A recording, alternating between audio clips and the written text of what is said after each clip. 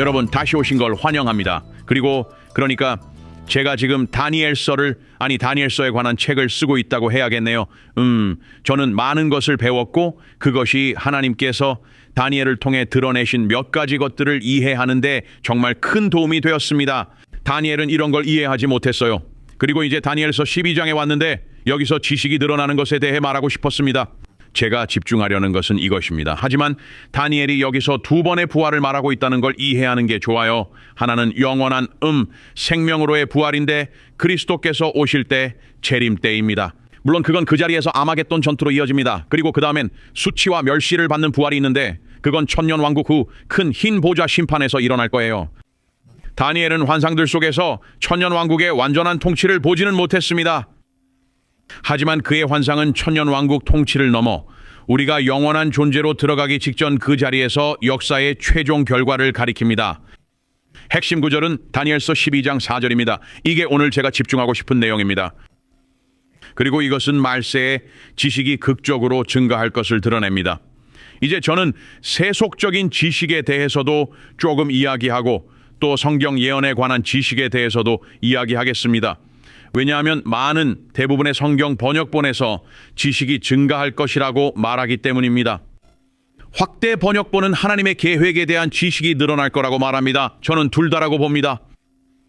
어떤 사람들은 우리가 아직 말세가 아니라고 여전히 말할 수도 있겠지만 지금 지식이 얼마나 늘고 있는지 보이지 않나요? 그래서 1번은 세속 지식의 폭발적인 증가와 전 세계 여행입니다. 성경에는 그들이 그렇게 할 것이며 많은 사람이 이리저리 달릴 거라고 되어 있죠. 그렇지 않나요? 그러니 이렇게 생각해요. 기록된 인류 역사 약 6,000년 동안 일상생활은 대체로 말이나 당나귀가 움직이는 속도 혹은 사람들이 자기 발로 직접 걸어다니는 속도에 맞춰 움직였습니다. 그리고 장거리 여행은 대체로 드물었고 매우 느렸으며 꽤 위험했습니다. 대서양을 건너는 배에 타고 있다고 한 번쯤 생각해 보세요.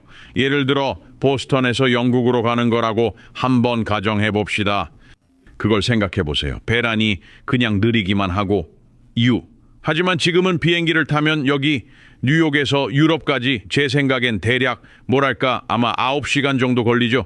8.5시간, 9시간쯤요.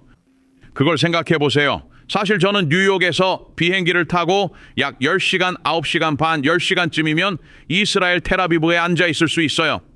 수천 마일이나 되지만 저는 갈 수 있어요. 아침에 출발해 저녁 식사쯤엔 도착할 수 있어요. 그런데 그 모든 일은 지난 100년, 150년 남짓한 기간에 일어났습니다. 최초의 자동차는 1800년대 후반에 만들어졌습니다. 생각해보세요. 6,000년 인류 역사 동안 이런 건 없었어요. 하지만 1800년대 후반에 첫 자동차가 만들어졌습니다. 그리고 1900년대 초반에는 첫 비행기가 만들어져 날았습니다. 우리가 아는 상업용 여객기, 즉 꽤 큰 수송 능력을 갖춘 믿을 만한 정기 여객 서비스는 분명히 그렇습니다. 저는 비행기 한 대에 300명, 400명 또는 500명이 타는 걸 말하는 겁니다. 본질적으로 그런 건 거의 없었습니다. 지난 125년이 조금 넘는 기간 동안 그리고 자동차의 상당히 광범위한 보급입니다. 그러니까요, 자동차가 대중에게 흔한 일상이 되어버리고 마치 거의 모든 가족이 2, 3대씩 가지고 있는 것처럼 보인다는 뜻이죠. 그건 이 1800년대 후반이나 1900년대 초반 전엔 전혀 들어본 적 없는 일이었고 사실 그 이유도 똑같았어요. 그리고 그건 특히 미국 밖에선 아직 막 등장하던 단계였어요. 그래서 100년, 125년 전까지만 해도 컴퓨터도 인터넷도 스마트폰도 분명 없었죠. 이제 지식이 얼마나 천천히 퍼졌는지 보세요. 그러니까 그 당시에는 지식이 책, 편지, 입소문을 통해 천천히 퍼졌습니다. 아주 느렸죠. 마치 당밀속을 걸어가는 것처럼요. 제가 달라스에서 뉴욕에 있는 누군가에게 메시지를 보내려면 몇 주나 걸렸을 겁니다. 하지만 이제는 스마트폰을 집어들어 여기서 지구 반대편인 뉴질랜드에 있는 누군가에게 문자를 보낼 수 있습니다. 저는 그렇게 여러 번 해봤습니다. 뉴질랜드에 사는 친구가 하나 있고 호주에 사는 친구가 하나 있어요. 전 세계 곳곳에 다 있어요. 지금 당장 그들에게 문자 메시지를 보낼 수 있고 즉시 전달돼요. 이제 그런 모든 것이 극적으로 바뀌었어요.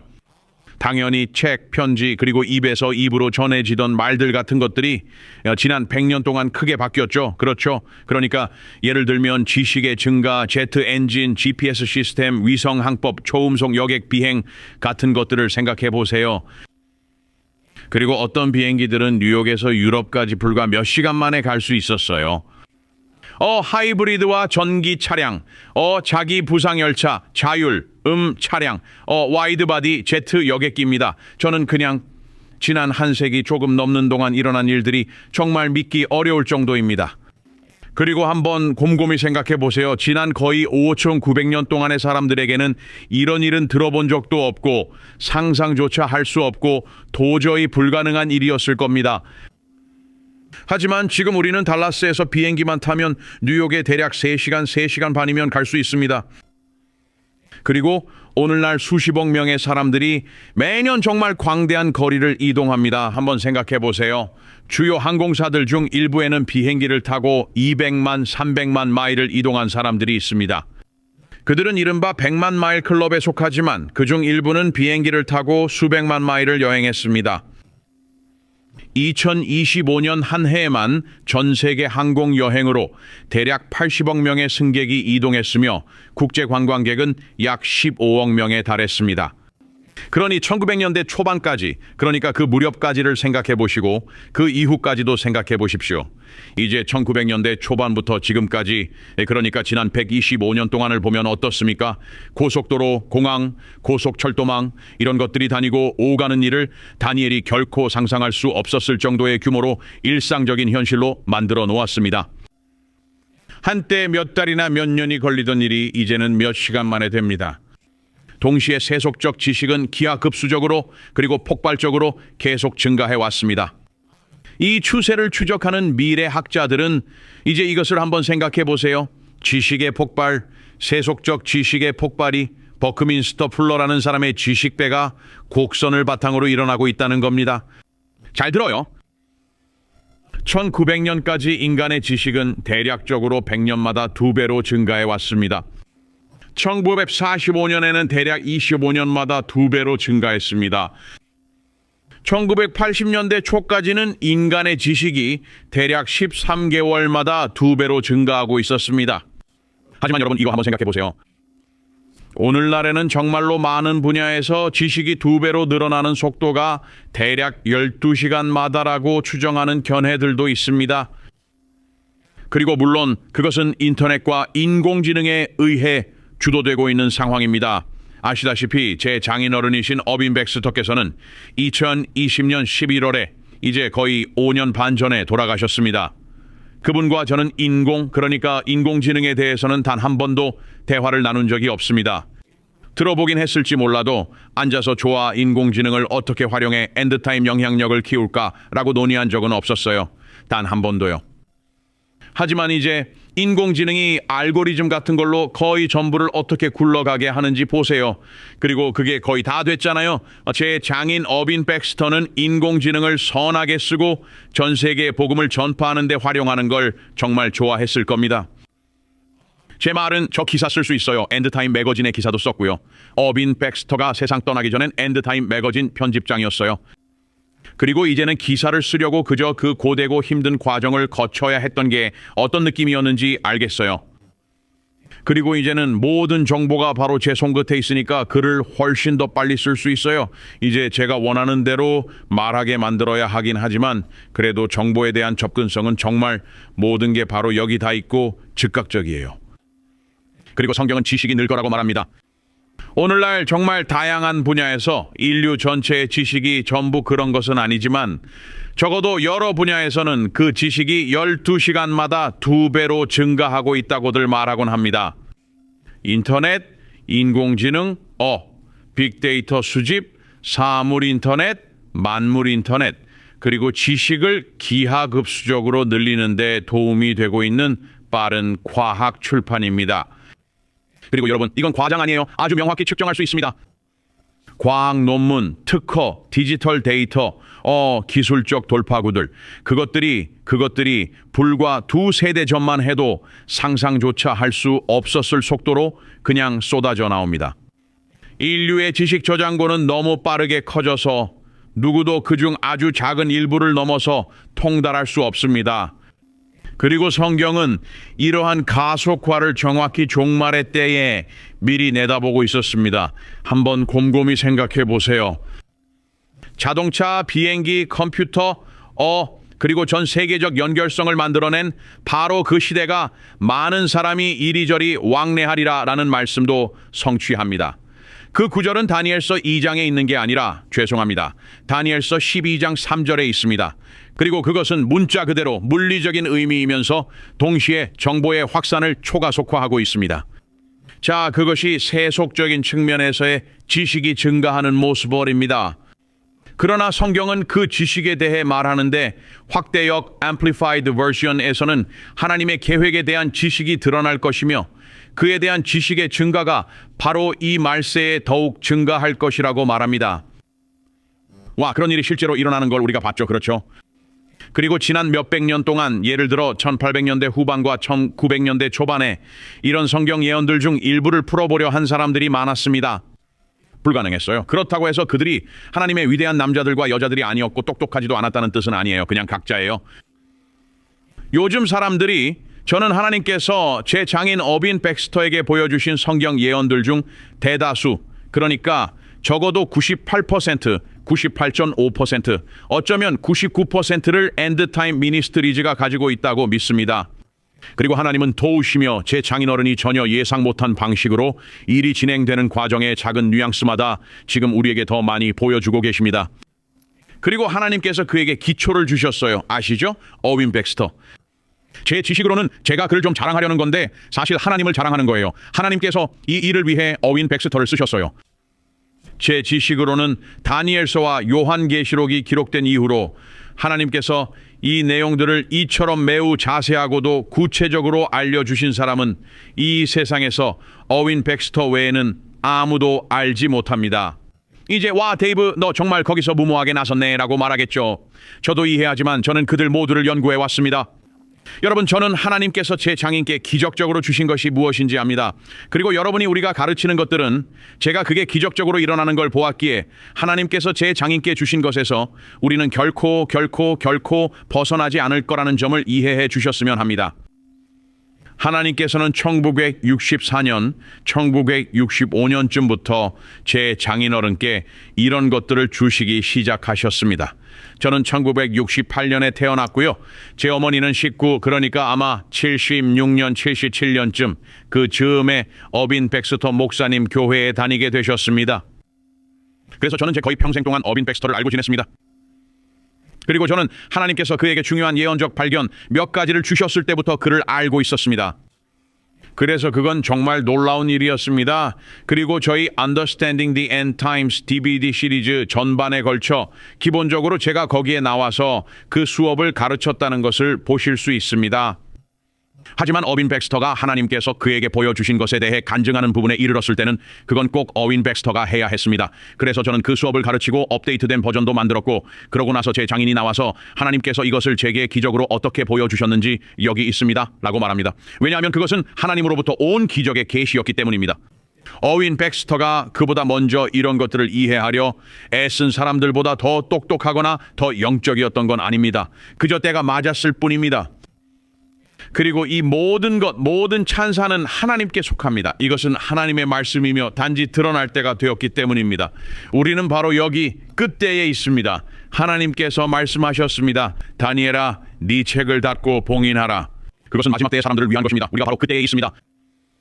그래서 지식의 증가, 곧 성경 예언에 대한 지식의 급증이라는 제 두 번째 요점으로 넘어가겠습니다. 지식입니다. 이것은 우리가 마지막 세대에 살고 있다는 가장 분명한 징후 중 하나라고 저는 생각하며 여러분도 그러시길 바랍니다. 이는 엔드타임 미니스트리가 수십 년 동안 가르쳐온 것과 같습니다. 올해는 제 장인어른께서 첫 번째 책인 대통령을 위한 메시지를 쓰신 지 40주년을 기념하는 해입니다. 그 책이 엔드타임 미니스트리스를 세상에 알리게 했습니다, 여러분. 그리고 이것은 인간의 학습이 막연하거나 일반적으로 폭발적으로 늘어나는 그런 현상이 아닙니다. 제가 말씀드린 것처럼 과학과 기술은 정말 믿기 어려울 만큼 발전했어요. 지식이 얼마나 빨리 모든 지식이 두 배로 늘어나는지 거의 상상하기 힘들 정도예요. 하지만 앰플리파이드 성경이 다니엘 12장 4절을 번역한 표현에 따르면 마지막 때에는 하나님께서 자신의 선지자들을 통해 계시하신 하나님의 목적에 대한 지식이 특별히 크게 증가할 것입니다. 다니엘서, 요한계시록, 스가랴서, 에스겔서, 이사야서, 마태복음 24장에서 예수님이 가르치신 것, 또 여러 사도들이 가르친 것들, 특히 베드로와 바울입니다. 그러자 하나님께서 선지자 다니엘에게 말씀하셨습니다. 하지만 너는 다니엘아, 이 말씀들을 감추고 두루마리를 마지막 때까지, 끝날 때까지 본긴해 두어라. 그리고 여기서 그가 말하는 건 세상 끝에 관한 거예요. 백보자 심판을 말하는 건 아니에요. 그는 말했습니다. 확대 번역 성경 다니엘서 12장 4절에 따르면 많은 사람이 이리저리 오가며 두루마리를 샅샅이 살펴볼 것이고 하나님의 목적에 대한 지식이 드러나며 그 지식은 선지자들을 통해 계시된 것처럼 크게 늘어날 것입니다. 그러니까 여기서 말하는 두루마리는 다니엘서를 가리키는 것이고 더 나아가 예언 성경 전체를 의미합니다. 마지막 날들까지 하나님이 일부러 봉인해 두셨습니다. 사도들 중 누구도 다니엘의 글을 이해하지 못했습니다. 다니엘 자신도 다니엘서 12장 8, 9절쯤에서 그것을 완전히 이해하지 못할 것이라고 들었습니다. 그래서 그 봉인이 이제 마지막 세대를 위해 풀렸습니다. 왔다 갔다 하며 애타게 찾는 많은 사람들이 바로 지금 그 일을 하고 있습니다. 그리고 이해가 전 세계적으로 폭발적으로 늘고 있습니다. 그리고 저는 AI와 이런 모든 것들이 그 일에 한몫한다고 생각합니다. 왜냐하면 역사와 지식과 모든 것에 대한 접근이 우리 손끝에 바로 있기 때문입니다. 그리고 이건 우리가 이 모든 걸 실시간으로 파악하는데 큰 도움이 됩니다. 제가 AI가 어떤 영적인 것이라고 말하는 건가요? 절대 아닙니다. 하지만 2000년에서 2500년 전에 기록된 예언들이 지금 성취되고 있다는 걸 보여주려면 과거를 돌아보고 현재 사건을 활용해야 합니다. 그럴 때 AI에게 저기요, 이 사건을 간단히 요약해주고 성경 예언과 어떻게 연결되나요? 라고 물으면 저는 그걸 아주 쉽게 할 수 있습니다. 그리고 AI는 나름 해석을 내놓겠지만 우리가 성경 예언을 아니까 저는 보고 그래, 그건 돼, 저건 안 돼, 그건 빼자 라고 말할 수 있습니다. 그리고 지금 모든 게 배가 되고 그보다 더 빠르게 진행된다는 걸 알아차리긴 쉽습니다. 그래서 왜 지금 이런 급격한 급증이 일어나고 있나요? 우리는 하나님께서 이 증가를 주권적으로 때에 맞춰 이루셔서 말세의 교회가 그 징조들을 알아보고 예수 그리스도의 재림이 얼마나 가까웠는지 알게 되리라 늘 믿어왔습니다. 예수 그리스도께서 요한복음 14장 29절에서 말씀하셨습니다. 이 일이 이루어지기 전에 너희에게 말하는 것은 이루어질 때 너희로 믿게 하려 함이라. 그런데 어떤 사람들은 말합니다. 아니, 우리는 이런 것들을 이해 못해요. 자, 이걸 한번 생각해 보세요. 어느 시점에 이르기 전까지는 그 누구도 이런 것들을 이해할 수 없었습니다. 사도들은 다니엘의 기록을 전혀 이해하지 못했습니다.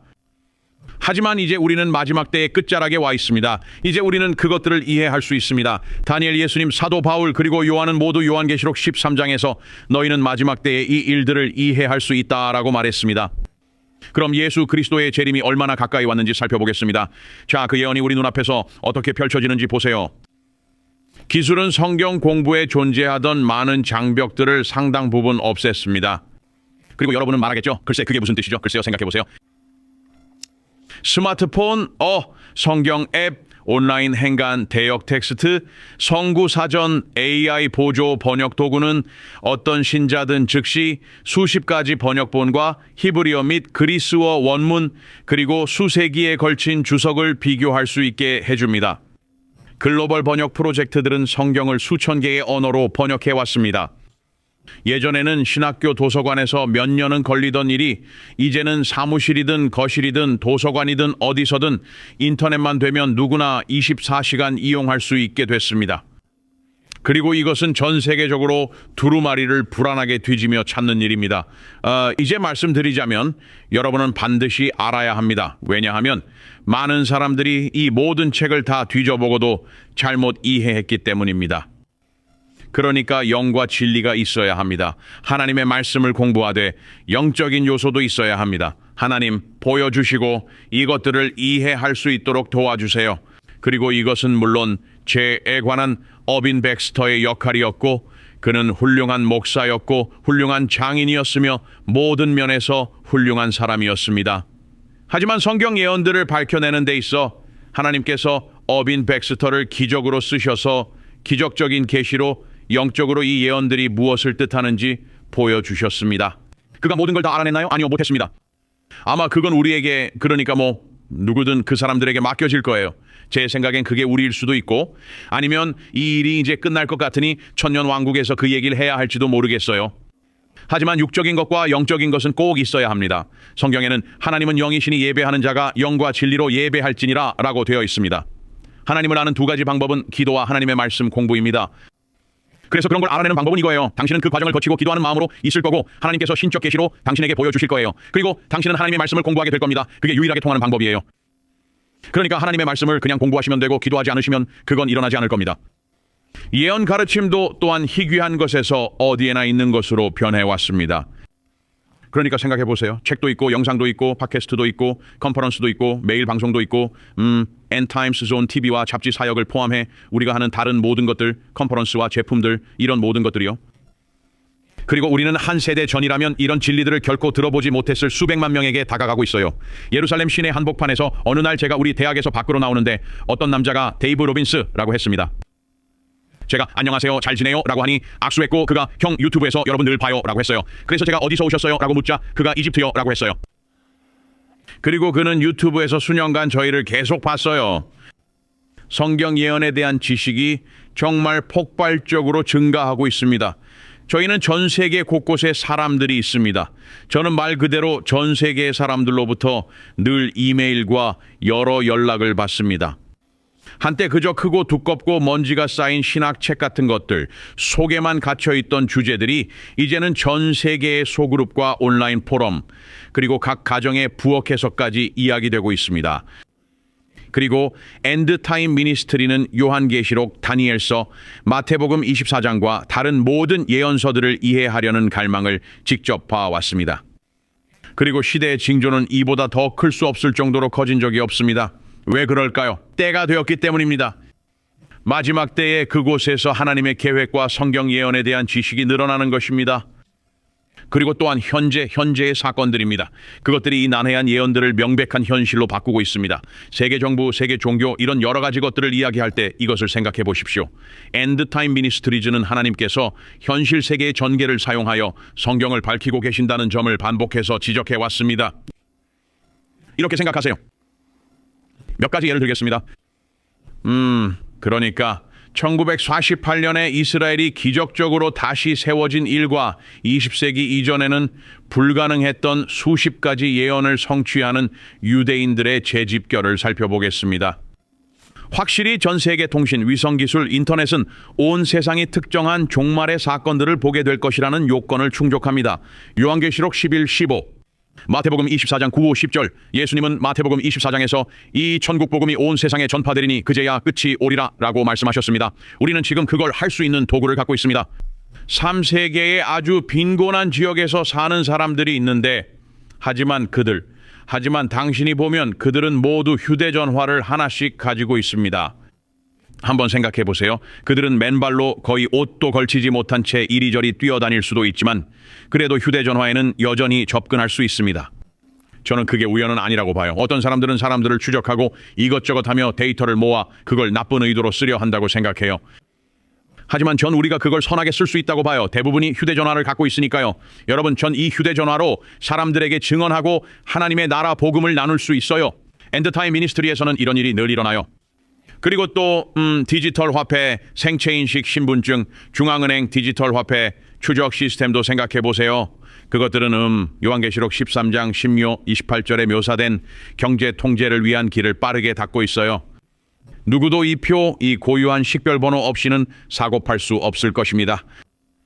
그리고 더 나아가 하나의 세계를 향한 추진, 즉 하나의 세계 경제 정치 체제인 세계주의가 있습니다. 사실상 세계 정부입니다. 이것은 부활한 신성 로마 제국에 대한 예언과 적그리스도의 10개국 연합 등장을 일치시킵니다. 또 도덕적, 사회적, 지정학적 혼란이 있습니다. 예수님은 전쟁과 전쟁의 소문, 불법이 있을 거라고 경고하셨어요. 많은 사람의 사랑이 식어가는 것은 마태복음 24장에서 예수님이 마지막 날들을 정확히 묘사하신 내용과 그대로 맞아요. 그리고 분명히 메시아의 오심이 있습니다. 이것들은 모두 성경의 예언입니다. 메시아의 오심, 메시아가 끊어짐, 서기 70년에 예루살렘과 제2성전이 파괴됨, 대배교 흰말의 영, 푸른 말의 영, 신성 로마 제국, 러시아가 한 나라로 만들어짐, 다니엘 7장의 곰, 검은 말의 영, 자본주의, 영국, 미국, 다니엘 7장 독일, 붉은 말, 공산주의. 이 모든 나라들, 내 머리 달린 표범, 다니엘 7장에 나오는 독일, 세계 종교 첫 나팔, 1차 세계대전, 홀로코스트, 이것도 성경에 예언돼 있어요. 에스겔 37장, 에스겔의 뼈 골짜기. 두 번째 나팔, 제3차 세계대전, 죄송합니다. 여섯 번째가 아니라 두 번째 나팔은 제2차 세계대전일 겁니다. 세계 정부, 이스라엘의 국가 재탄생, 사막이 장미처럼 피는 것, 1948년부터 지금까지 6.1 전쟁, 이스라엘이 유대를 점령한 것, 세 번째 나팔 1986년 체르노빌 원전 사고, 네 번째 나팔은 베를린 장벽 붕괴와 함께 치명적 상처가 치유된 것 같은 거예요.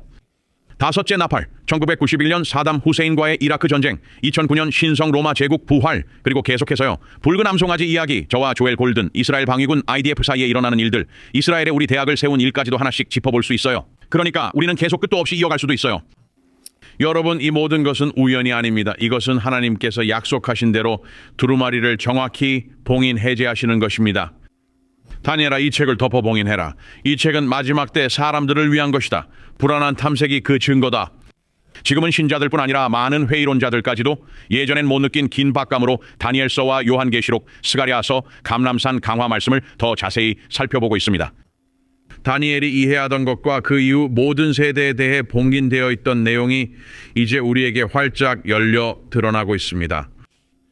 그렇다고 해서 우리 세대가 이전 세대보다 더 똑똑하거나 더 영적이어서가 아닙니다. 우리가 마지막 세대이기 때문입니다. 하나님께는 주권이 있어요.